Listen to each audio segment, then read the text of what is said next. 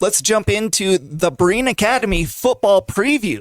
So we got to talk to Coach Stephen Ward from Wilcox. Head football coach at Wilcox Cowboys. So Coach Lotz has stepped away this year.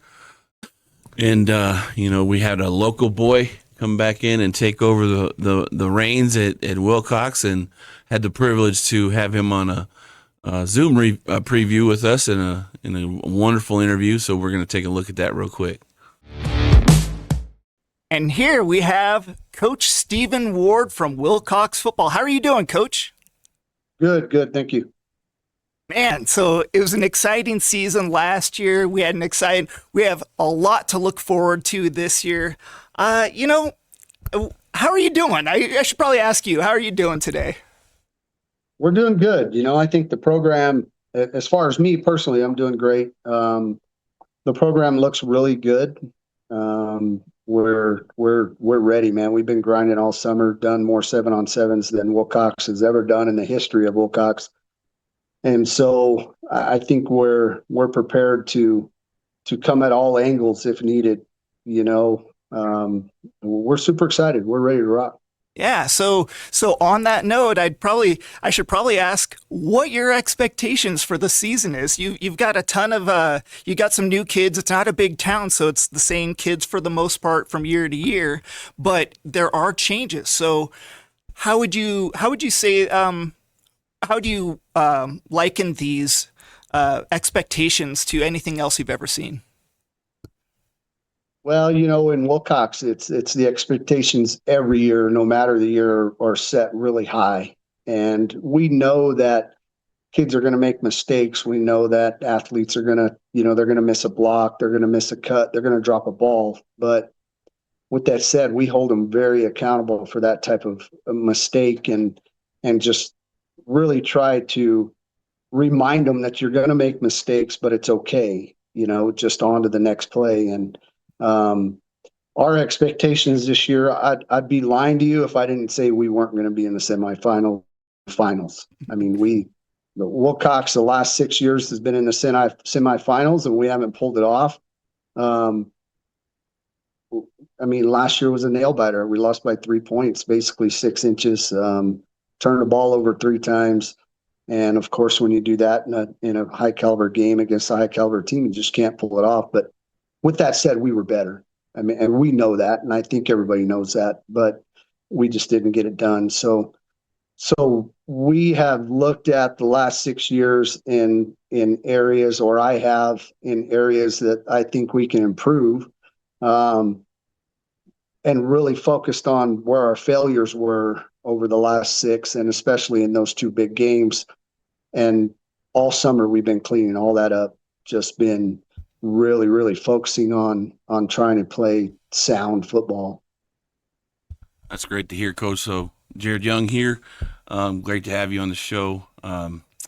So my question for you, I saw a social media post yesterday by one of the media, or maybe it just may have been a TikTok channel in the area, and they did a post-practice speech recording of you talking to the boys after your practice, you mentioned how you're a 2A program and what it takes, and what are the battles that your players go through versus 5A, and the 5As of Buena and the 4As of up the road in Tucson and different places. So what is your best motivator for your Cowboys this year? That whole speech boils down to a couple things. It's really frustrating as a 2A program. You don't get looked at as much. The media, that everybody else just kind of, they're 2A. But what it boils down to is that those big programs, they have great athletes. There's no doubt about it. But they have thousands of athletes to choose from, right? Mm-hmm. And I would venture to say, and I don't know this for a fact, but most of those athletes live, eat, and breathe one sport, and they don't work digging ditch and rounding up cattle and branding cattle and building fence and doing all the stuff that our Cowboys do, bucking hay and working outside all day long, and then come to practice and grind, right? And we pay close attention to that as coaches. When we see one of our athletes is lagging a little bit in practice, during the summer and stuff, like we started our official practices, we take in consideration that that kid was probably building fence for the last 10 and a half hours, or digging Mm-hmm. ditches, or working in the heat. And Yeah. I get really frustrated with, all over X and all these places where these 2A kids just don't get enough recognition.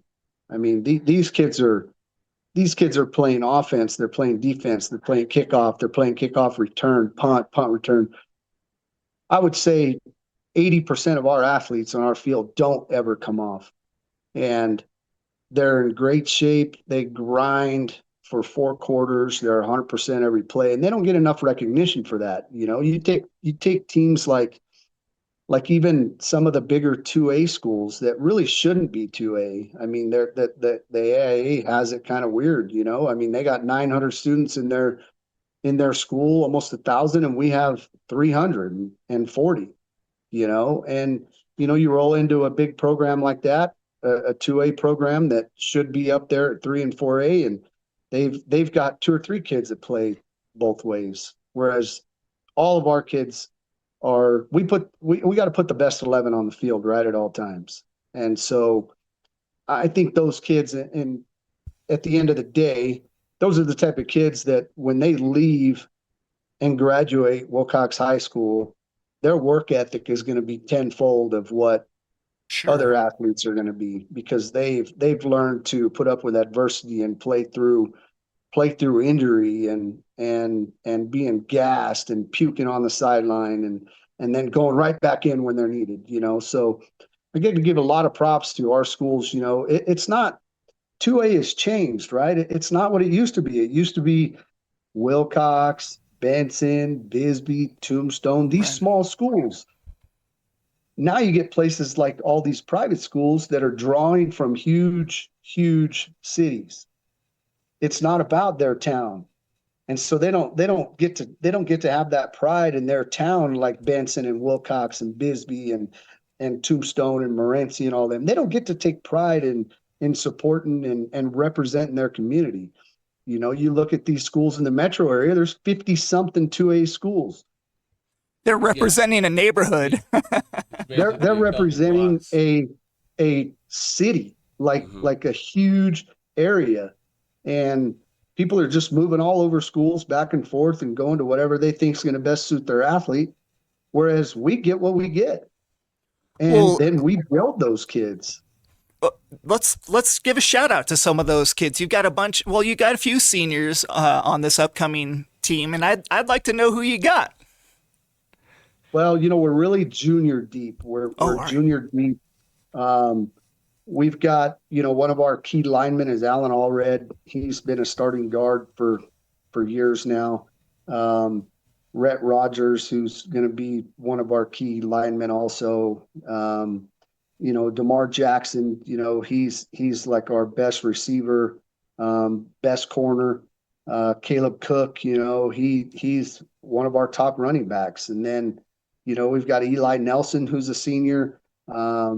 He's one of our starting corners, and we've got one back. Casey Cobine came back. I coached him in Little League football, and he missed a few years. I coached him his freshman year, and then he missed a few years, and now he's back. And there's other seniors, that are going to contribute. And but we're really junior deep this year. And I'm looking forward to just working with all these kids, and doing what we can. Bunch of juniors on the team. I don't know, man. I mean, that's all those Wilcox kids. All the freshmen play like seniors. I mean, you guys have a very even the young kids seem to have quite a bit of experience. Are they all playing through the same system, Coach? So basically, you know, we've had, I mean, we know our coaching turnover, right? We've had it Helmerson, and first we had Highsmith, and then Highsmith left, and then we had Helmerson, and then we had Lots. And it seems like those guys stick around a couple of years, and they're all great coaches, right? They're all just amazing guys and know the game. But I'm going to be very honest, and they would admit this too. These kids that we have been taught by our core group, me and my brother and Coach Todd and Coach Rand and Coach McWilliams and all them since they were in Little League. And so they're not coming into this program when these other coaches are taking over these programs, they're already sound. The kids are sound, right? We got to make a few changes here and there. They throw in their little quirks, how they want to do things, but they're, kind of like me this year. I mean, I'm taking over a program that's solid. But with that said, it's a program that I and my brother and our other coaches have been running since these kids were in Little League. So they're not new to us, right? We're not getting handed anything. We've been building these kids since they were 5 years old. That's good And stuff. and that's just the way Wilcox rolls, right? So we haven't had a middle school program for 3 years, and they've all been playing Little League football. And this year they're not having Little League. They're not going to have it. But with that said, when I took this position, one of the stipulations was like, hey, I got to have a feeder program. I want to refire up the middle school program. And we've got 33 kids in our high school program. I've got 29 kids playing middle school. So that's the way we got to do it, right? That's And back in my day, awesome to hear. we didn't have Little League football. We started playing when we were in sixth grade. We had lightweight and heavyweight. Well, this year we're doing sixth, seventh, and eighth. Of course, those sixth graders aren't going to play a whole lot, but they're going to be in the program. That team practices at the high school, and they run our offense, they run our defense. When we're on offensive days, our defensive coordinator's over there helping them. When we're on defensive days, one of my offensive coordinators is over there helping them. And so it's a feeder program. I mean, it's what it takes to build. Look, I'm tired. Wilcox has not won a state championship, I think, since 1983 or 86. Yep. Well, that's going to change. It's going to change. I love it, Coach. Love the drive and the fire that's coming out of you right now. So I got a off the cuff little bit of question. So you mentioned before this we started talking to you in the interview, your son is going to be a senior this year, Asher Ward. And he'll be a junior. Junior, I'm sorry. He was a sophomore last year. Yeah. So you're junior Yep. heavy. So how has that adjustment been with you taking over the program? How has he responded to that? I mean, how's that been? Has it been a little bit of fun, a little bit of back and forth daunting, or, Well, it's not really anything he's not used to, because I've been coaching his team since he was in flag, right? I've been off and helping. And, I'm the head coach of baseball too, and he plays baseball. Yes. And at the football, even baseball and football, it's one of those things, right? I don't coach him much. I just don't, right? I'm a running back coach, but as the head coach, I just don't need to coach him a whole lot. I allow the other coaches to kind of take hand in that. And, Coach Todd has a boy on the team also. And it kind of goes the same way. Like we don't need them hearing it from us at home and then on the field, right? And so, I mean, no doubt we get on them, right? I hold them accountable. And unfortunately, I think sometimes I have to really pay attention because I hold them to a higher standard. I just, if I see him loafing, I get on him. But for the most case, I don't have to get on him very much. It's the other coaches, if he makes a mistake, they coach him up, and it's just better that way. He knows that what I say goes, basically. If I tell him something, he needs to deal with it. And his uncle, Trevor, who is our defensive coordinator, it's the same thing. It's kind of a family deal. But Trevor will light him up, man. I mean, Trevor will light him up. And now, That's good. Now the crazy thing is his brother Landon, who is also part of our staff. And Landon was a legit, like, one of the best 2A running backs in the state, and he's right there with him. The good thing is our running backs, although Landon is very young, they respond to him very well. And Ruger Todd, he's helping with the program, and his brother's playing, and his dad's coaching, and believe it or not, I mean, I think it's been a good thing, because both those guys were great athletes, and our kids, when they were smaller, looked up to them. And so now they get coached by them. And it's been a really positive thing in the program where, these athletes, when they were eighth grade and freshmen, got to see, Landon and Remy, kind of dominate on the field. And now they look up to them, and they take the advice that they give them, so it's been really good. So your motto easily could be for this 2026-27 campaign could be Wilcox football, a family affair, right? I mean, it's all deep. It's deep rooted family, and that's the awesome stuff I love to see about 2A football in Cochise County and anywhere in the country. You go to a 2A football program, you're going to see a full buy-in to all the families in that small community, and they're going to do whatever they can. I mean, we came over for that semifinal Benson game or quarterfinal Benson game last year. Oh my! The energy in that stadium was just electric. I mean, I couldn't believe it. I was like, this is more entertaining than a 5A game right now. This is. I mean, it's for a whole ball of wax. You're trying to get to the state title. You're 2 games away, and just seeing the outpouring of the fans and everybody showing up. That whole town looked like it was like they rolled it. As they say, the streets roll up at 6 o'clock because we're going to be in the stadium at 7, rocking and rolling. So that's what I love to see about Wilcox.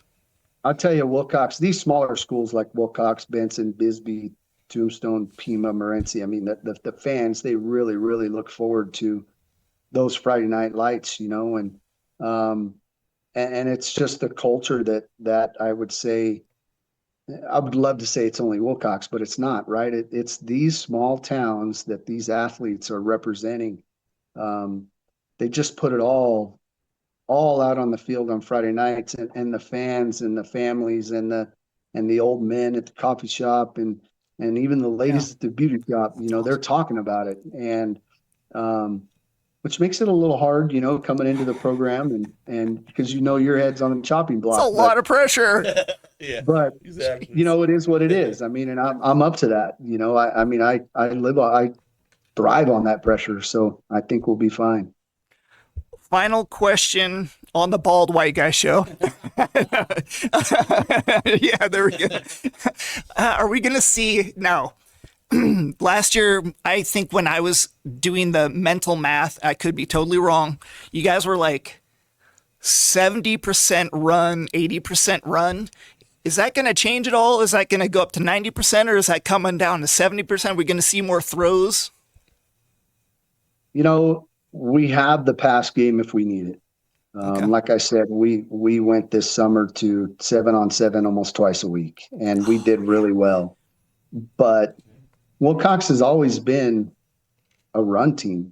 I mean, that's just who we are, right? And that's our culture.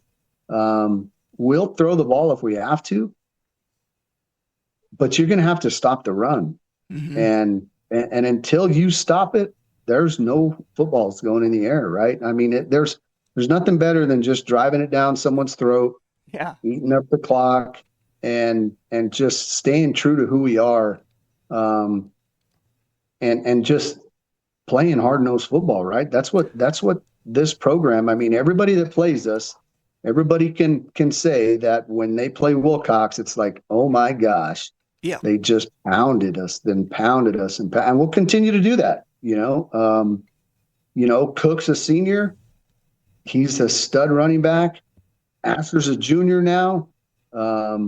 We've got Xander Klump and Anthony Morales that are going to be running as our fullbacks.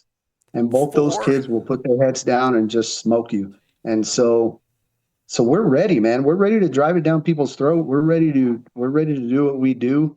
And if they stop it, we'll throw. But unless they stop it, I ain't throwing nothing. So maybe a 90% running. Well, Coach Steven. I would say last year we were 95% run, 5% pass. We threw the ball on average 4 to 5 times a game. And that's pretty much where we're going to stay. All right. Well, Coach, thank you so much for coming in.